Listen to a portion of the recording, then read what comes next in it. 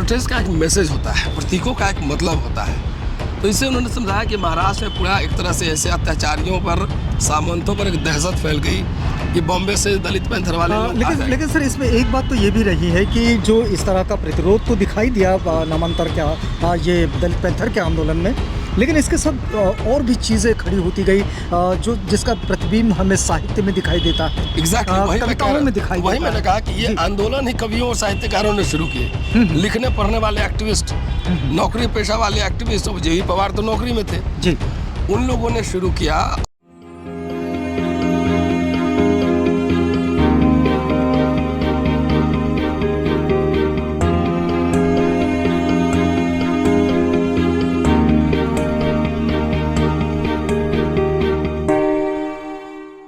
नागपुर के नामांतर शहीद स्मारक में हैं हम, और नागपुर में ही है प्रोफेसर रतन लाल। अब रतन लाल साहब का परिचय आपको देने की ज़रूरत नहीं है। इतिहास के प्रोफेसर हैं दिल्ली विश्वविद्यालय से, और एक बड़ी महत्वपूर्ण बात कि एक ऐसे प्रसिद्ध वक्ता जो अम्बेडकरवाद को विश्लेषित करते हैं अपने भाषणों के ज़रिए, अपने लेखन के ज़रिए, और साथ ही साथ आपको बताएं कि अपनी पूरी स्वतंत्र पत्रकारीय संवेदनाओं के साथ अम्बेडकर नामा में हाजिर हो जाते हैं। सर, आपका स्वागत। शुक्रिया शुक्रिया। सर, बात तो हम यहाँ से शुरू करना चाहेंगे कि जो आपका आगमन ही नागपुर में हुआ है, दलित पैंथर के 50 साल का ये जो जलसा है, इस जलसे में, जिस जलसे में कविताएं हैं, नाटक है, साहित्य है, भाषण है और बहुत सारे लोगों का मेल मिलाप है, लेकिन एक इतिहास के आप छात्र कहते हैं, हम प्रोफेसर कहते हैं, नहीं तो एक छात्री होता है। तो एक प्रोफेसर के रूप में, इतिहास के संशोधक के रूप में, और उसके एक अभ्यासक के रूप में आप दलित पैंथर को कैसा देखते हैं? सबसे पहले तो नागपुर जब मैं आता हूँ तो इतना लोग खाना खिलाते हैं और इतना लोग भाषण दिलवाते हैं। अच्छा, कि मेरे गले की हालत आप मतलब दोनों एक सी हो गई बातें। हाँ, तो जितना खिलाते हैं उससे ज़्यादा बुलवाते हैं। अच्छा, तो बोलते बोलते अब गला बैठ गया हुआ है। चलिए, लेकिन हमारे दर्शकों के लिए आपको ये बताना तो होगा कि आप दलित पैंथर को कैसा समझ रहे हैं? नहीं, देखिए, कल मैं था, मैंने जो भाषण दिया आप लोग सुना ही होगा जी, और बड़ा ही इवेंटफुल स्ट्रगल है। और बाबा साहब ने कई पौधे लगाए थे जो उनके जीवन के अंतिम वर्षों में पौधे के रूप में ही रहे जी, और कई उन्होंने जो पौधे लगाए थे वो वृक्ष बन गए थे। मसलन आरपीआई पौधा ही था, मतलब आज़ादी के बाद उन्होंने बनाया था। आरपीआई से लड़वा भी नहीं पाए चुनाव। 57 में उसका उसके पहले शेड्यूल कास्ट फेडरेशन था जी, उसके पहले इंडिपेंडेंट लेबर पार्टी था। लेकिन बाबा साहब का जो सपना था एक समतामूलक समाज बनाने का, बाबा साहब के जाने के बाद उनको उनकी पॉलिटिकल लीगेसी को, सोशल लीगेसी को, कल्चरल लीगेसी को आगे बढ़ाने वाले इंटेलेक्चुअल स्टेट्समैन की कमी हो गई। जो काम करना था पॉलिटिकल क्लास को, तो परिनिर्वाण के बाद आप 56 में परिनिर्वाण होता है और 70-72 में आपका ये दलित पैंथर बनता है। तो 16 साल में जो सपना था वो पूरा नहीं हुआ होगा और उनके जो उत्तराधिकारी रहे होंगे, जिस तरीके से उनको काम करना चाहिए था वो काम नहीं कर पाए होंगे। तभी जाकर जो अत्याचार उत्पीड़न की दास्तान, मैंने जेवी पवार साहब की किताब थोड़ी सी पढ़ी है, दलित पैंथर, और उसमें जो अत्याचार उत्पीड़न का जो वर्णन है वो अत्याचार बढ़े। पॉलिटिकल क्लास में एक चुप्पी थी और पढ़े लिखे कवि साहित्यकारों ने चलते चलते, 2 आदमी का नाम मुझे याद है और मैंने पढ़ा है, नामदेव ढसाल और जेवी पवार। राजा ढाले बाद में आए उसमें। हाँ, बाद में आए। पहले 2 लोग थे, इन्होंने चलते चलते ये बनाया और इसका इंस्पिरेशन उन्होंने लिया कि ब्लैक पैंथर मूवमेंट अमेरिका से। और मैं जेवी पवार साहब का मैंने एक्सटेंसिव इंटरव्यू किया है और समझने की कोशिश की है। उन्होंने कहा कि हमको नाम से तो लगता है कि पैंथर बहुत ही वायलेंट तरह का ये मूवमेंट रहा होगा। मैं भी बहुत ज़्यादा नहीं जानता था पहले, और जाहिर है कि एक आदमी सब कुछ नहीं जान सकता बिल्कुल, और उसके लिए पढ़ना पड़ता है। तो उन्होंने कहा कि नहीं, हम लोग कोई बाबा साहब के अनुयायी हैं, हम लोग कोई वायलेंस नहीं करते थे। तो मैंने कहा फॉर्म ऑफ प्रोटेस्ट क्या था, कैसे लोग प्रतिरोध करते थे? तो उन्होंने समझाया कि जैसे कहीं पानी के तालाब में या कुआं में कोई इसमें कचरा डाल दिया, कोई सवर्ण दलित बस्ती में, तो हम लोग सुबह छापेमार दस्ता 1000-2000 आदमी पहुंचते थे, उसके जगने से पहले उस जमींदार को पकड़ के ले जाते थे और उसी का पानी पिलवाते थे। अच्छा। हाँ, तो एक संवैधानिक तरीका है भाई, तुम भी पियो जब दूसरे को पिला रहे हो। तो जितना भी इस तरह का प्रोटेस्ट हुआ, तो प्रोटेस्ट का एक मैसेज होता है, प्रतीकों का एक मतलब होता है। तो इससे उन्होंने समझाया कि महाराष्ट्र में पूरा एक तरह से ऐसे अत्याचारियों पर, सामंतों पर एक दहशत फैल गई कि बॉम्बे से दलित पैंथर वाले लोग आ लेकिन जाएंगे। लेकिन सर, इसमें एक बात तो ये भी रही है कि जो इस तरह का प्रतिरोध तो दिखाई दिया नामांतर के ये दलित पैंथर के आंदोलन में, लेकिन इसके साथ और भी चीज़ें खड़ी होती गई जो जिसका प्रतिबिंब हमें साहित्य में दिखाई देता है। एग्जैक्टली वही मैं कविताओं में दिखाई वही देता मैंने है। कहा कि ये जी। आंदोलन ही कवियों और साहित्यकारों ने शुरू किए। लिखने पढ़ने वाले एक्टिविस्ट, नौकरी पेशा वाले एक्टिविस्ट, जेवी पवार तो नौकरी में थे, जी। उन लोगों ने शुरू किया। और जिस कॉर्नर से प्रोटेस्ट होना चाहिए था वहाँ से नहीं हुआ, अच्छी बात है। ये नाटककार, संगीतकार, ये सब अपने समय के ज्वलंत प्रश्नों पे सवाल उठाते हैं बहुत सारे लोग। जी। हम लोग भी अपने समय के ज्वलंत प्रश्नों पे सवाल उठा रहे हैं। जाहिर सी बात क्या है। रिजल्ट होगा नहीं होगा मैं असेस नहीं कर सकता, मैं ज्योतिषाचार्य नहीं हूँ। लेकिन एक महाराष्ट्र ने एक रास्ता दिखाया, लेकिन बहुत जल्दी वो आंदोलन उसको जो है ना डिसॉल्व करना पड़ा और एक स्वतः स्फूर्त आंदोलन की तरह जिसका बहुत ही लंबा इम्पैक्ट पड़ा। और आज भी मैं मिल रहा हूँ लोगों से, तो भले ही दलित पैंथर एक ऑर्गेनाइज्ड ग्रुप संगठन नहीं है, लेकिन उसके कार्यकर्ता हर जगह मौजूद हैं। अभी भी दलित पैंथर के नाम से पत्र पत्रिकाएँ निकल रही हैं। बिल्कुल तो बिल्कुल। एक प्रोटेस्ट की तरह, एक फॉर्म ऑफ प्रोटेस्ट, उसका कम से कम ये तो प्रभाव है ही महाराष्ट्र में कि अब उस तरह से अत्याचार करने से लोग सहमते हैं, डरते हैं। लेकिन वर्तमान अगर सामाजिक राजनीति के परिप्रेक्ष्य में अगर हम अम्बेडकरवादी आंदोलन को समझते हुए अगर इन चीज़ों को इसका अगर आंकलन करना चाहें तो आप कैसा करते हैं, एक इतिहास के प्रोफेसर के रूप में, या फिर अम्बेडकर नामा का जो आपकी समझ है और एक विश्लेषक के रूप में आप इन चीज़ों को कैसे समझते हैं? क्योंकि वर्तमान सामाजिक राजनीतिक परिवेश जो है उसके साथ ये सारी चीज़ें रिफ्लेक्ट होती दिखाई देती है। क्योंकि कल जब हमने जब पवार को सुने तो उनका कहना था कि भाई 1972 में इसकी जितनी ज़रूरत नहीं थी उतनी ज़रूरत आज है। तो आप सही कैसा समझते हैं आप इसे? ये हम लोग अंतर्द्वंद, पैराडॉक्स के एज में जी रहे हैं। अच्छा। समाज में जागृति बहुत हुई है, ढोल नगाड़े डीजे बहुत बज रहे हैं, जय भीम बहुत लग रहे हैं। और सत्ता में आ रहा है मनुवादी पार्टी। जी। सत्ता में कौन आ रहा है? मनुवादी पार्टी आ रहा है। आप बताइए, महाराष्ट्र में अभी 4 आदमी मिलके भी एक पार्टी बना लेता है, चीता बाघ लगा लेगा, ऐसे एक पार्टी बना रहता है। ये कहाँ हमारा फेलियर है? फेलियर ये है कि मैंने पौधा और पेड़ की जो बात की, जी। बाबा साहब ने जो सबसे बड़ा काम किया था मेरी नज़र में, वो संस्थाओं का निर्माण किया था। स्कूल, कॉलेज, यूनिवर्सिटीज़ बनाए थे, अखबार निकाले थे। क्या आप महाराष्ट्र के लोग हैं, आप बताइए हमें कि जो स्कूल, कॉलेज, यूनिवर्सिटी, इंस्टीट्यूशन उन्होंने खड़े किए। बाबा साहब का एक लाइन आपको बताता हूँ। उन्होंने कहा था कि बहुत मुश्किल से कारवां यहाँ तक लाया हूँ, अगर तुमको आगे मत ले जाना तो कम से कम पीछे भी मत धकेलना। उसे यही रहने थे, उसे तो आप ये बताओ मुझे, जी। आपको बताना पड़ेगा, इसका जवाब देना पड़ेगा कि सारे इंस्टीट्यूशन यहाँ पे बने हैं, वो इंस्टीट्यूशन आगे बढ़ा, वहीं स्थिर है या पीछे गया?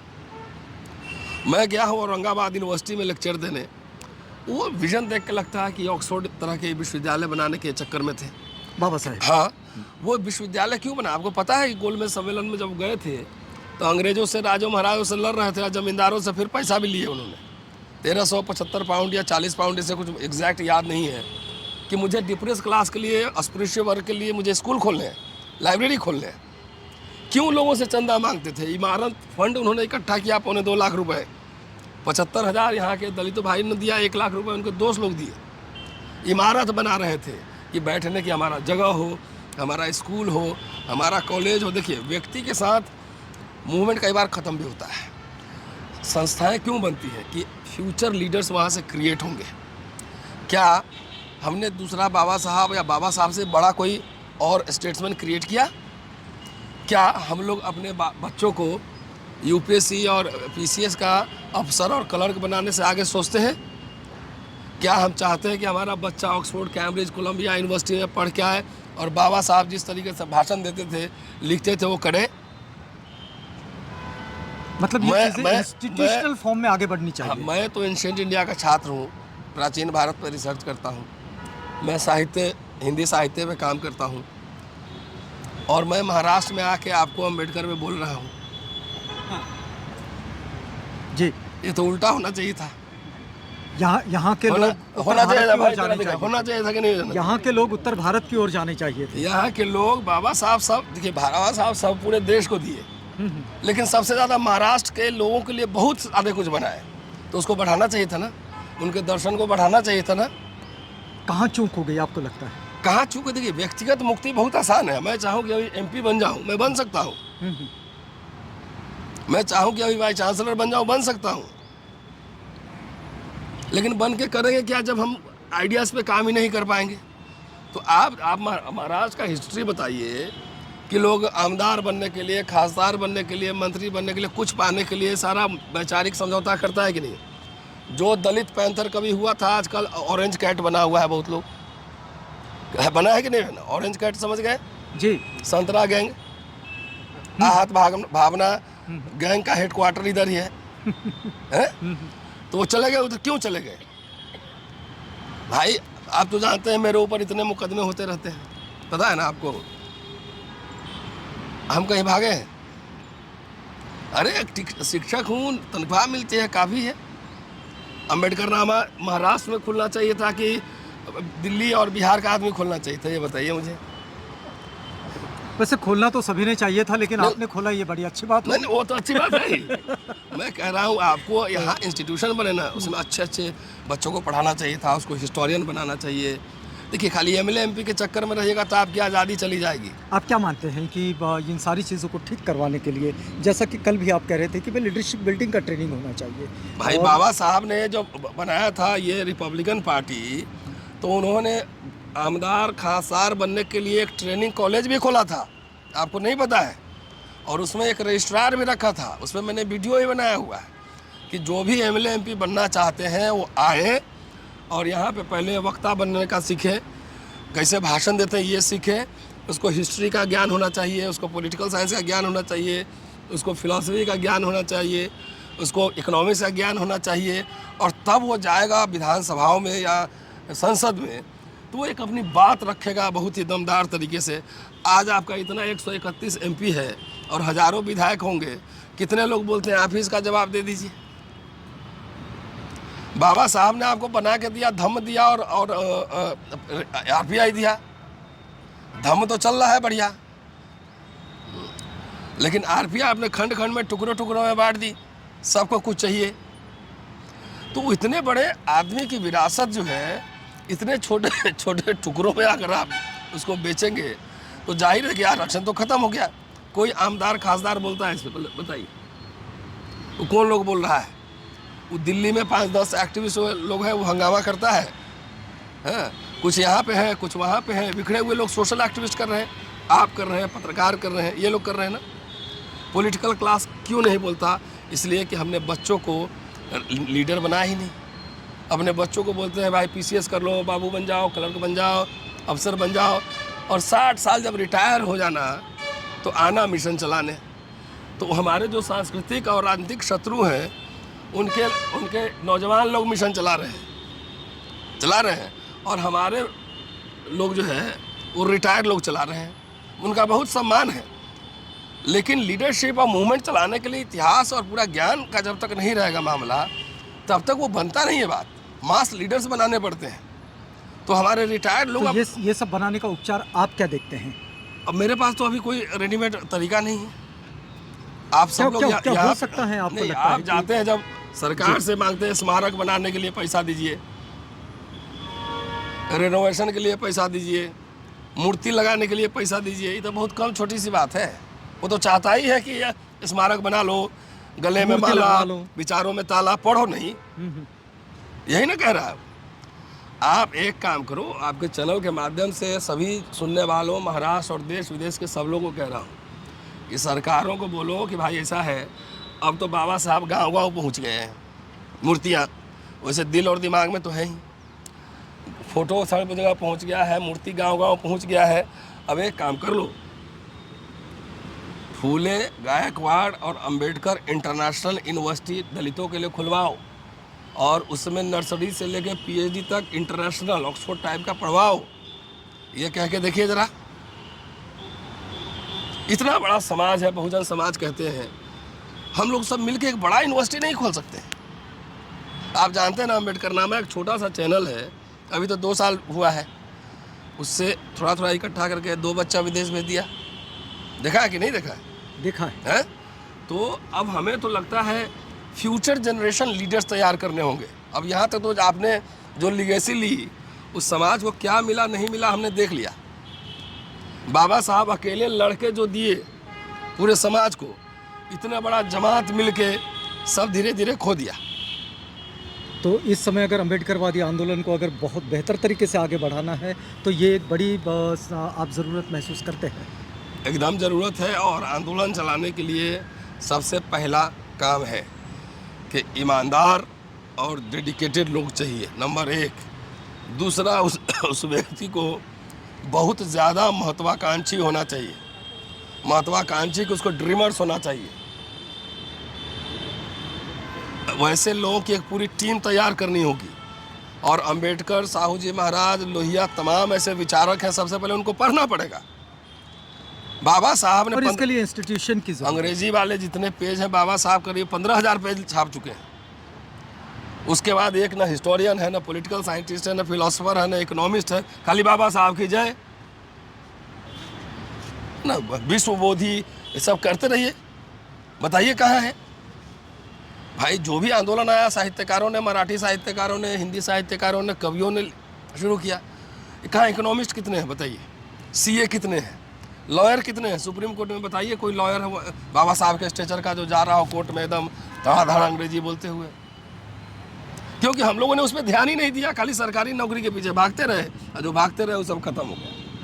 हम बातचीत कर रहे थे प्रोफेसर रतन लाल से, और देखिए कि जिस टिस के साथ वे खड़े हैं इस समय नामांतर शहीद स्मारक में नागपुर के, एक प्रोफेसर एकेडमिशियन होता है, एक समझ रखता है, संवेदनशील है, तो ये मानना भी है कि जब तक इंस्टीट्यूशनलाइज न हुआ जाए और एक फ्यूचर लीडरशिप को बिल्ड करने का कोई ट्रेनिंग इंस्टीट्यूट न बनाया जाए, इस काम को आगे बढ़ाना बहुत मुश्किल है, और ये काम अपने आप में एक चुनौती है। सर, शुक्रिया, आप नागपुर में आकर हमसे बातचीत की, इस पूरी बातचीत के लिए आपका बहुत धन्यवाद। शुक्रिया।